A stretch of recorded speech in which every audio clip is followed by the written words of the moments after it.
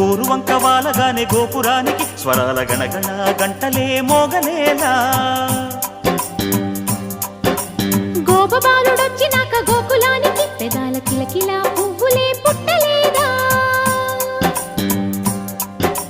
బాలకృష్ణుడొచ్చినప్పుడే వయ్యారి నందనాలు నాట్యమాడగా, వారసుణ్ణి చూసినప్పుడే వరాల వాంఛలన్నీ పల్లవించగా. నందుడి